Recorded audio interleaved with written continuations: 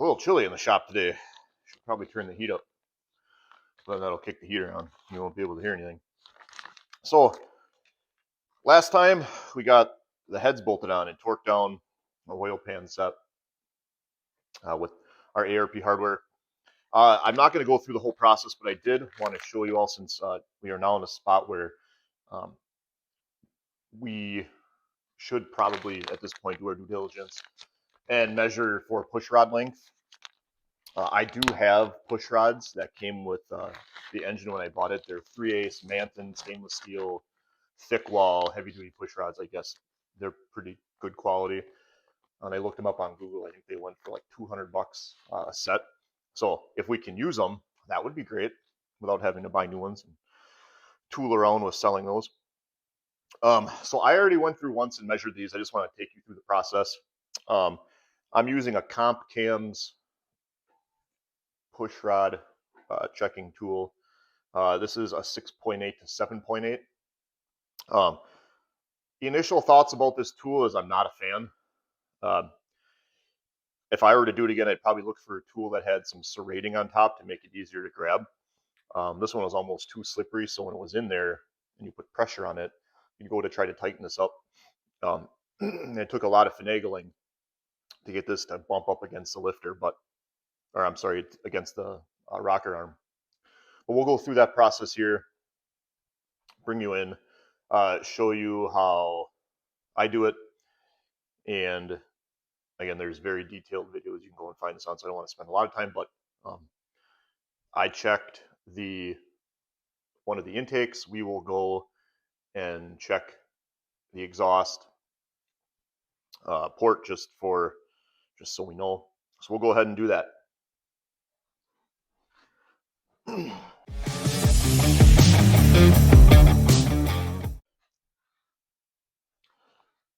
So I am using the Summit billet rocker stand here, and what I've done here is I've just snugged up the very end rockers that'll keep this in place where it needs to be. So this is the one we're going to check here on the exhaust side. So let me take this back out actually, because we'll step 2.5. All right, if we look in the block again, we can kind of cheat because we have it open. We can see that we are on the base circle of the cam with our exhaust lifter. We will grab the checking tool. Now this, I have a tape on it already. Like I said, I've already checked the intake side. So we're going to use this as our starting point. Gently get this down. Make sure the lifter's pushed down all the way. Grab our rocker arm. Get this snug down here. Making sure we're not, oh, we have plenty of lash there yet. Working with one hand. All right, that is snugged up. As you can see, we have side to side and just a little bit of up and down yet. So what we're going to do is get our torque wrench set up. And I believe, yep, this one's already set to 22 foot-pounds. What we're going to go and do is torque that. As I try to attach all this one-handed. There we go. And you want to torque this down because it will make a difference here, and we'll get there. It's about half torque, and we can already see we got a little side to side and no up and down movement. Bear with me here again. We'll get this torque down all the way. Perfect. Okay, so now it's torqued down, and let's see if I can get a good shot at this.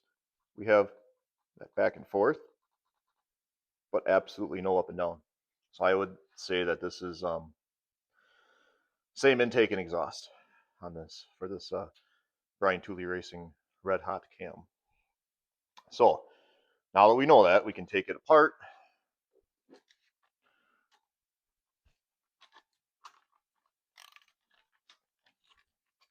Get that loosened up here. Drop my socket.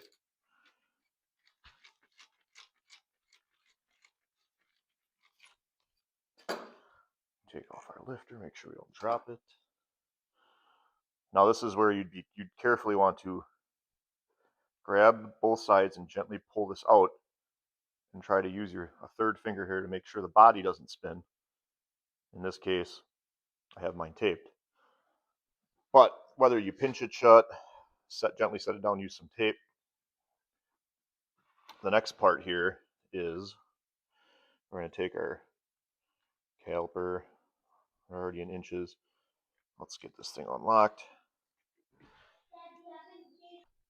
Thanks, buddy. Yep, it's Turkey Day. Happy Thanksgiving, by the way. Like all things to be grateful for, I'm very grateful for all of our subscribers and those who have left comments. And just thankful in general for getting to do stuff like this. This is really, sometimes it's more than a guy could ask for. So let's get back to this. Oh yeah, that was my boy reminding me that I have a turkey in the oven and I should probably check that. But first, we'll get the important stuff here, measuring pushrod length. Trying to get this tightened up here. Okay.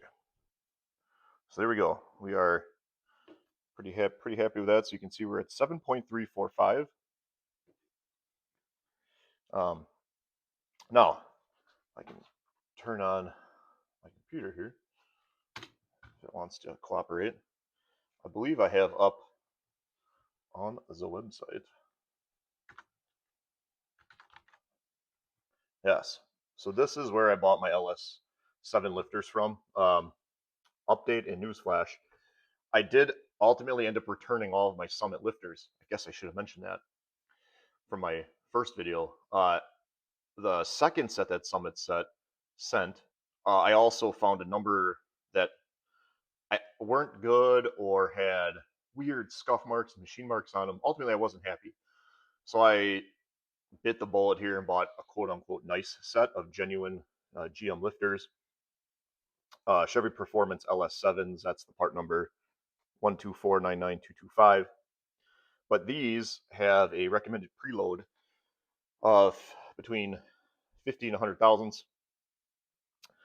So when you add all that up, we will be, if I use my 7.4 Manton push rods, which I have over here, these are what came with the engine. Somewhere on here, this way. Yeah, Manton. And that says part number 503. And these are 7.4s. So I think because those are such a nice push rod, I am going to use them. That will give me, with math, 55 thousandths of preload on the LS7 lifters, which is right in the range according to the website. So that's what I'm going to do, right, wrong, or different. But now that we have checked our push rod length, and I've made the executive decision here that we're going to run with the ones that I got for free. I guess, well, free is relative. I got with the engine. We can go ahead. I'm going to probably just give these lifters a quick bath in oil, put a little assembly lube around some of the pivot joints, get some assembly lube on the tips of all the springs again, and we'll add assembly lube to the ends of the push rods. And I will take you, again, there's multiple YouTube videos on how to properly tighten and torque down lifters. I don't need to go over that again, but I will just show you once very quickly, then we'll time lapse and we'll start knocking out this valve train. It just dawned on me, I wanted to show you what I got for lifters. Rocker arms. I'm running this Summit kit. It did get good reviews. These are basically the GM standard rocker arms, but they've been upgraded. They have the trunnion upgrade done to them, so I didn't have to do it, which is fine because one, I didn't have a set of rocker arms that came with everything. after I bought and sold a bunch of stuff so I needed them. People have had good luck with the GM rocker arms, and these have, like I said, had the trunnion upgrade, which is great, given that we're going to have a fairly high lift cam with 660 beehive springs. So, I got a little bit of organizing and work to do here. As you can see, I got a little overzealous. Put spark plugs in, got to pull those out. Just be easier to turn this engine over, getting ready for the valve train.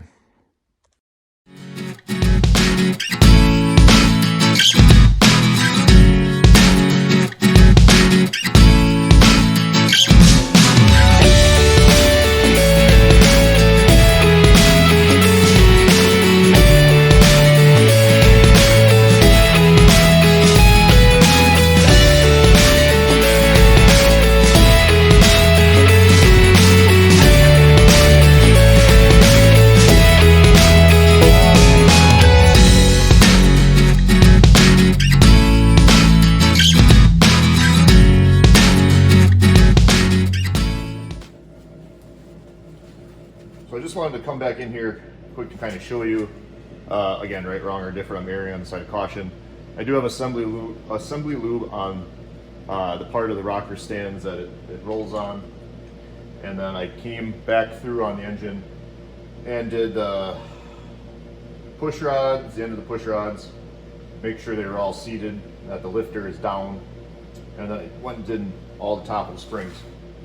Again, I'm using this Lucas semi-synthetic assembly lube. It seems to be very sticky. Above and beyond that, my glove. I am soaking the lifters in just a little, or the lifters again, the rocker arms in just a little bit of oil. I will take those LD oil and probably just dab a little assembly lube on the roller mechanism, get them in here. I'm gonna start with the ends, get them all in, get the hardware in, and then we'll start going through and rotating the engine, getting them torqued down. Sticky, sticky.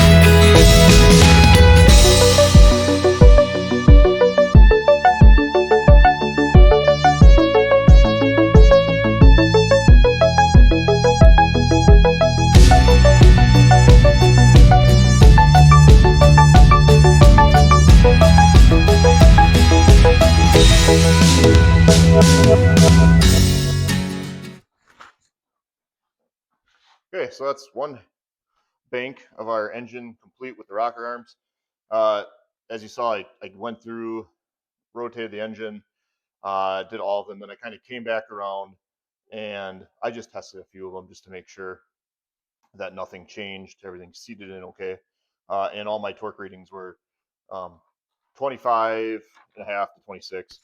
I actually went and checked this specific rocker arm kit for 1.7 rocker arms with these 12-point bolts. It actually called for 25 foot-pounds. So plenty good. Also gave me a chance to check some clearance from the end of the rocker arm to the back of the head and some other things. So that's one side complete. I'm going to do the other side off camera. You don't need to see that again. And I'll bring you back in when I have that side done. We got both banks done. The valve train's finished. These are just stock GM valve covers that I very crudely cleaned up, put in this paint booth and just shot them with hot rod satin black automotive single stage. It'll be good enough for what this is. So I finally made a decision here, and what we're going to do is I did order this ICT 551646. And what we're going to do is use this to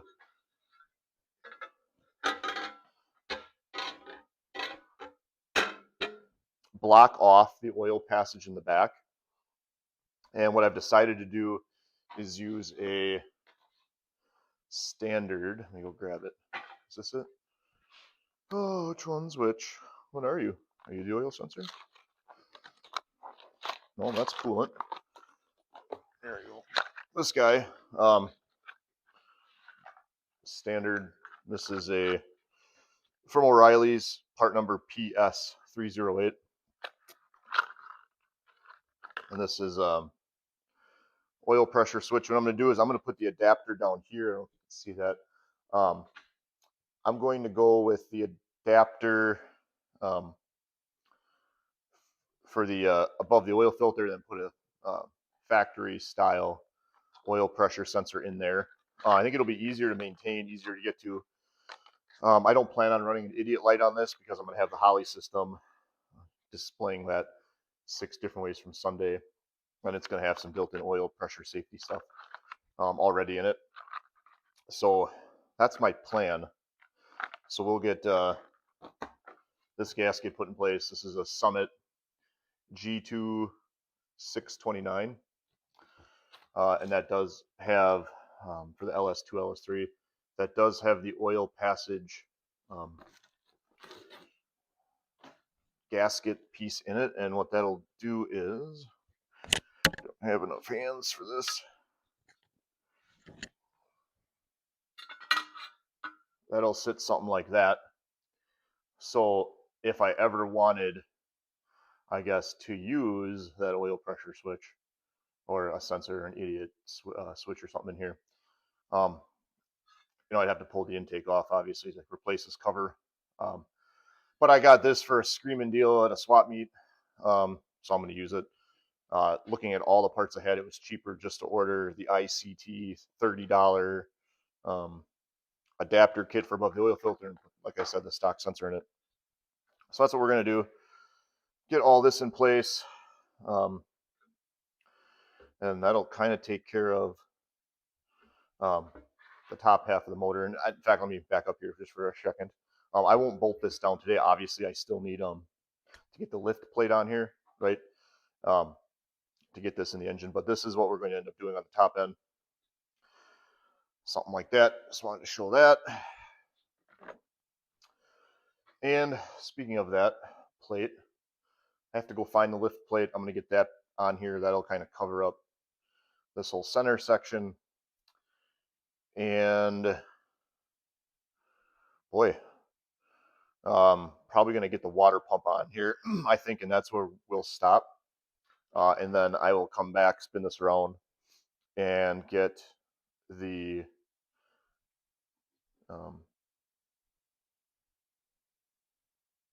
what am I going to do next? We'll figure it out. Let's see here. What else do we got? Oh yeah. I don't want to forget that. So this is probably the last thing we'll do. This is, what do we got? A GM 19260-102. This is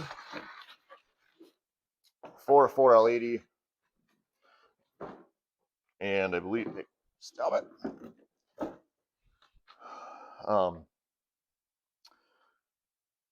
And I'm trying to remember. I hopefully told the transmission guys the right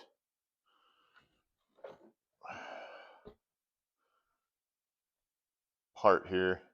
Make sure my torque converter bolts up correctly. I'm going to have to probably follow up with them this week just to verify that. But we'll get this bolted on, torqued up, and then that's probably where we'll sit until the transmission is done. Then we can bring that in, mate everything together, and have a couple buddies over and drop that in the car.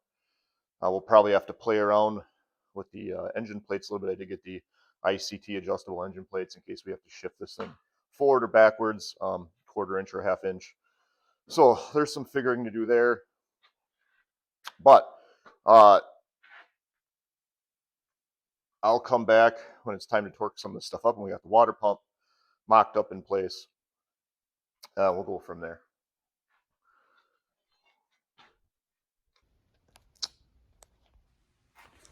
All right, last update on this final video of our engine assembly. I did end up going with the Holley Hooker Blackheart style engine mounts. These do have the bolt-in clamshells, so you can replace the insert with whatever you want or do future repairs. These actually fit very good on this block. I had plenty of clearance on this casting ridge, which my previous ones were hitting. So that works out. If we look at the UMI K-member engine mount plates for the frame, those seem to fit real nice. And it looks like the tabs and the holes line up. So I'm just waiting on my hardware to come for these, and I'm still debating when I drop this engine in the car if I'm going to just loosely attach these and then worry about getting these bolted in, or if I will actually mount this plate first, try to lower the engine into it.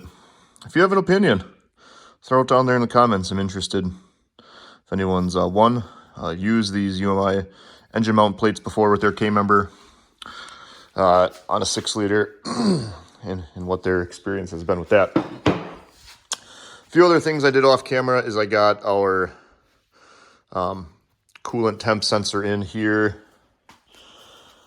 I got our ICT oil pressure adapter plate in here.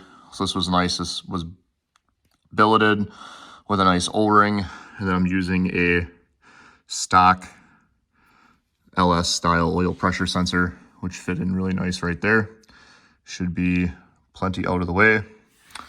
Jury's still out on the knock sensors. I may end up turning those to go to face that way. Might just be less interference with everything else going on up here, but I'll figure that out. Also, this came in finally. This took a while for whatever reason. So this is an Earl's steam vent kit, little 4AN lines. I have not tightened those down yet. It's actually a good reminder. I should probably go and do that. Yep, definitely before I forget. But this was a nice kit. Came with double O-rings on the T-fitting. They're swivel style. It does clear the LS3 intake as you would expect. And then it did come with another, this is just a cap I've devised, but it does come with a section of hose with a 4AN fitting. This is just the Earl Crescent AN fitting for the other end of that hose to cut to length. I'm probably going to route this for looks, so I may end up getting a little bit longer section of hose, but yet to be determined on that. But this is installed and that's ready to go. I threw these on here just because I wanted to check clearance on everything, and well, it's looking more like a motor, and that gets me excited. I did pick up one more piece just from reading blogs and kind of in preparation for final mating of the transmission. Is I have a regular GM flat flex plate, and I could not get a straight answer really out of anyone. But I believe what I finally came to is that this will need to go on the end of the crank. This is a GM spacer. And then I can use my flat flex plate to bolt on this. I did end up getting some longer ARP hardware meant specifically for the plate adapter. Obviously, because this adds about, I don't know, whatever that is, 3/8 of an inch or so. So I have a feeling this is going to have to go on with the flex plate. And this, I believe, is supposed to push it out enough where with that flat style flex plate, it should mate up to the 4L80 with enough torque converter spacing to make it work. So it's got a little surface rust on it. I'll probably take care of that with a Scotch-Brite pad and some WD-40 in the next couple days. Also, big news is my transmission should be done from the shop. That's kind of like the one thing I'm not doing myself. So I should be picking up my transmission on Wednesday, and then we will probably get it ready to be mated. But I think before we drop it in the car, I got her back on the lift here. I'm going to want to do a bit of wiring cleanup. If I have to get inside the engine bay to make it a little easier, I will take advantage of that. And then I have my brake lines. I just have some copper nickel rolls that I've ordered. I think I'm going to get my brake system kind of figured out and at least get all the engines out. Get a 3/16 line ran from the passenger side, figure out a method to go across this UMIK member and up to the proportioning valve, which I'm going to try to sit right underneath the master cylinder. And I'll try to get also the 1/4 inch line ran to the back, kind of take advantage of the engine not being in here yet to do that. I think that makes sense. It'll probably give me definitely more options for getting that back there. And then I think everything else we will deal with the engine in. That being the fuel line, fuel return, things like that. I think we'll be able to make work with the engine in, especially having the lift. Getting up underneath there shouldn't be too big of an issue, I hope. Again, if I'm wrong, you can certainly remind me of that later. And then there's some other things I'm going to do. I actually bought an extension for this Holley transmission harness. I just wanted to make sure I had enough to route it where I mean, could it fit? Sure. But I wanted to make sure I could route it neatly where I wanted to, up and out of the way of everything. So I'm going to have to go in there, that fitting. You can see it back there now. It's kind of unfortunately hidden. But I'm going to crack those open a little bit. That'll loosen the tension on the cable. I'm going to pull a little bit more out this way, maybe about 6 inches or so. I heard that's all you need anyways. Da-dunch. But I want to get that prepped. Like I said, get the brake line, at least the one to the passenger side, the one to the back done. And then we will, once the transmission's here, I have some 4L80 banjo style AN fittings we're going to put on just because I know the cooling lines with the tunnel on the F bodies is tight. So I'm thinking banjo fittings with some AN90s will help there. But we'll go over all that when the time comes. And I think, I get these tightened down yet. These are just finger tight. On the lift plate, make sure I'm going to do that so I don't forget. But that is our LS 6 liter, pretty much ready to go here. Hey, I wanted to bring you back in here quick. We spoke about the water pump here, so this is the water pump that came with that Bill's hot rod front accessory kit. Now this is supposed to be for, this is an F body kit, I guess. So we have a truck block here, right? And this is just one of those mix and match things. So this is obviously a DoD delete cover from GM with the sensor in here and all that. And what I was running into was on the back. Let's just set this down so you can get a good look at what's going on here. Originally, the impeller cover came with these nice 8.8 bolts, but the 3 bottom ones were touching. You can kind of see I have a mark here, over here, and right there. So that wasn't going to work. I really don't want to run, per se, spacers in here.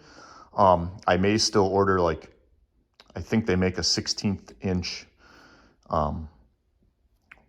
water pump gasket that I may use, but I might not need it now. I did have some M6, these were like M6 by, well, what are they? They're M6 metric thread bolts in here. So I happen to have a few left over, and I think these actually came out of like a TV mount pack. So I'm sure they're like high grade quality hardware. But I ran them in here, tightened them down as absolutely tight as I could. It's hard to throw a torque wrench on a Phillips slash flat. There's not much flathead left in there, but for sure, hard to do on a Phillips screw. So I got them as tight as I could. And then I put a vice grips on a screwdriver and really cranked them down. And I did throw some blue Loctite on these. So I don't think this is ever going to go anywhere. Honestly, these are cheap enough. If I ever had to service it, I'd probably just buy a new one. But even those small flat-headed Phillips were too deep, thick. So I had to take a grinder to them a little bit. And if we throw this back on, see here if I can attempt. There we go. Okay. If I get this seated here, there we go, up against the block. So now we're up against the block, and we have daylight now between, that one might be hard to see, but I think if I show you the other side, the garage lights illuminate it a little bit. But so now we have some clearance there where I can use the water pump that came with the kit without having to worry about pulley spacing and all that. And it dawned on me that, like a lot of things, I also don't have hardware for this, so I'm gonna have to go procure some hardware, make a decision about what I'm gonna do with the gaskets, and go on. But that's gonna be the water pump. It's nothing special. It bolts on, you torque it down once to 11, then come back a second time, torque it to 22 foot-pounds. So I'll do all that off camera. Just wanted to show you what I had to do on the back there. Right, wrong, probably wrong, definitely wrong, and different. But it works. Hopefully it works. I don't really see a outstanding issue with doing what I did. Time will tell. Remind me again in a year when we're replacing a water pump together. Hey, I greatly appreciate everyone that stuck with this series of videos. I know sometimes these engine build videos can get a little monotonous.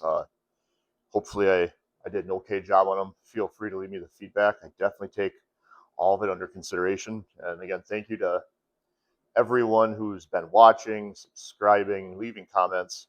It's really cool for me to see. I know we're not a big channel, may never be, but I do still enjoy making some of this content, delivering it, and as we go on, we're going to get into some, more of the non-automotive topics. I know you, in between these videos, you probably saw the tractor ones. Hopefully that was kind of neat to see. But this engine is going to get a garbage bag while we wait for our transmission. I'm going to do a little bit of research to make sure I'm not forgetting anything, as this is my first LS engine I've put in a vehicle. I'll probably talk, chit-chat with a few friends here, start to arrange a little team to help me get this dropped in the car. While my shop isn't what I would call small, we are in the 15 to 20 degrees, and we will probably have to have the garage door open and the car backed out eventually to get all this mated and in the car. So that'll be fun. Nope. But that's why you got good friends. But that's a wrap on this series. Thanks for watching. I hope you've been enjoying the content, and we'll catch you next time on Beyond the Manual.